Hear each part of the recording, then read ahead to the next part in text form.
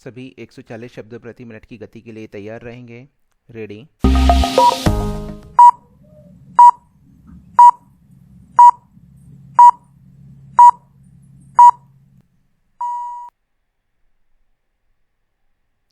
महोदय, अविकृत ग्रामीण अंचल, तटीय क्षेत्र, झीलें, नदियां, द्वीप समूह, पर्वत श्रृंखलाएं, वन, वन्यजीव अभयारण्य तथा ऐतिहासिक स्थल और स्मारक पर्यटन और मनोरंजन के लिए प्राकृतिक और मानव निर्मित संसाधनों के भंडार हैं। विश्व के पर्यटन परिदृश्य का विवेकपूर्ण अवलोकन करने वाला व्यक्ति औसत अंतर्राष्ट्रीय और राष्ट्रीय पर्यटक की प्राथमिकताओं में धीरे धीरे आ रहे परिवर्तन का अनुभव कर सकता है। ऐतिहासिक स्मारक जो अधिकतम संख्या में पर्यटकों को आकर्षित करते रहे हैं की जगह अब विश्राम के क्षण गुजारने के लिए प्राकृतिक सौंदर्य और सांस्कृतिक नवीनता का वातावरण प्रदान करने वाले स्थानों ने ले ली है। आज यदि कोई पर्यटक अपनी छुट्टियां बिताना चाहता है तो वह ऐसे स्थान को चुनेगा जो अपने अद्वितीय प्राकृतिक सौंदर्य एवं सांस्कृतिक परिवेश के बल पर उसे मानसिक रूप से अपने कार्य स्थान से दूर रख सके और उसकी दिनचर्या की नीरसता को दूर कर सके। हम भारत के लोग समृद्धि की दुविधा से ग्रस्त हैं। हमारे यहाँ सुरम्य पर्वतीय स्थल हैं, बर्फ से ढकी चोटियों के शानदार दृश्य और अनंत सागर के नीले जल का एकाकार हो जाने वाला नारियल ताड़ के वृक्षों के ढके तट। हमारे यहाँ घने वनों और विषमकारी सुंदरता वाली भित्तियों से घिरे खूबसूरत द्वीप समूह हैं। घने जंगलों से होकर बहने वाली विशाल नदियाँ उतने ही विस्मय बोधक हैं जितनी विशाल रेतीले मरुस्थल। बहुत कम देश इन चीज़ों से भारत का मुकाबला कर सकते हैं। हमने तब से अब तक काफ़ी कुछ सीखा है और इस विषय में हमारे अनुभव के परिणाम स्वरूप हम अपने नियमों में संशोधन कर रहे हैं। अब हमारे मंत्रालय का सरोकार तटीय क्षेत्रों से भी आगे है और सभी बड़ी पर्यटन परियोजनाओं के लिए पर्यावरणीय प्रभाव मूल्यांकन अब एक पूर्वापेक्षा है। अरावली पर्वतमाला जैसे कुछ क्षेत्रों को पारिस्थितिकीय दृष्टि से संवेदनशील घोषित किया गया है और राष्ट्रीय उद्यानों तथा वन्यजीव अभयारण्यों में और उनके आसपास व्यावसायिक विकास को कड़ाई से नियंत्रित किया जा रहा है।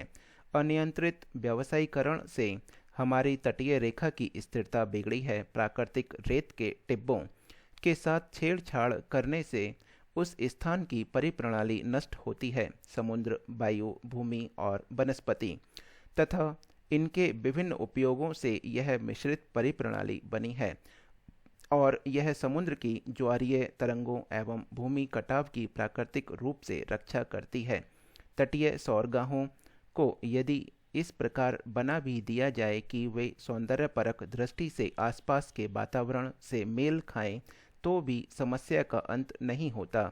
यह उसी तरह का मामला है जैसे पानी ही पानी, सर्वत्र पानी, परंतु पीने को पानी की एक बूंद भी नहीं। बड़ी मात्रा में स्वच्छ जल की आवश्यकता है। महोदय, पर्यटन के क्षेत्र में जो आया है वह होटलों, रेस्तरां और सड़कों के निर्माण जैसी व्यापक अवसंरचनात्मक सुविधाओं की मांग करता है जो पर्यावरण को प्रभावित करती है। उसके प्रतिकूल प्रभाव को कम करने की ओर ध्यान दिए जाने पर भी पर्यटकों की संख्या और व्यवहार के कारण वे कुछ समस्याएं पैदा करते ही हैं। पर्यावरण की दृष्टि से जिम्मेदार पर्यटन विश्व भर में एक नई संकल्पना है। इसका औचित्य निरूपण 1989 में पर्यटन पर की गई हेग घोषणा में हुआ जो पर्यटन के विवेकपूर्ण प्रबंधन का समर्थन करती है ताकि वह प्राकृतिक और सांस्कृतिक पर्यावरण की सुरक्षा तथा परिरक्षण में योगदान कर सके। यहाँ तक कि पिछले जून में ब्राज़ील में हुए पृथ्वी सम्मेलन में दीर्घकालीन पर्यावरण पर संपूर्ण दीर्घकालीन विकास को ध्यान में रखते हुए चर्चा की गई।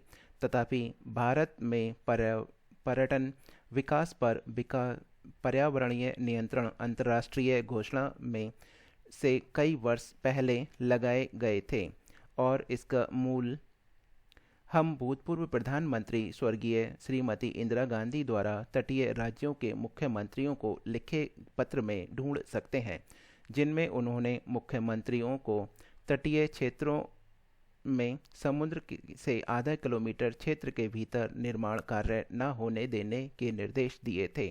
तटीय क्षेत्रों में उनके दौरे के दौरान जिन बातों ने उन्हें परेशान किया था, उनके प्रति यह उनकी सहज प्रतिक्रिया थी।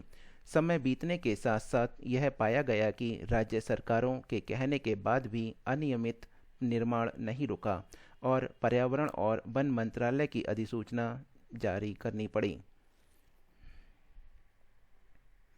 यह हमारा 5 मिनट का डिक्टेशन 140 शब्द प्रति मिनट की गति पर समाप्त हो गया है। जो ऑनलाइन लाइव क्लास ले रहे हैं या फिर ऑफलाइन वाले जो भी हैं, वो अगर चाहें तो हमारे ऑनलाइन पोर्टल पर जाकर टाइप करके अपनी गतियों का मूल्यांकन कर सकते हैं, जिसमें आपको प्रोविजनरी रिजल्ट आपको तभी शो हो जाएगा तुरंत आपके टेस्ट ख़त्म करने के पश्चात।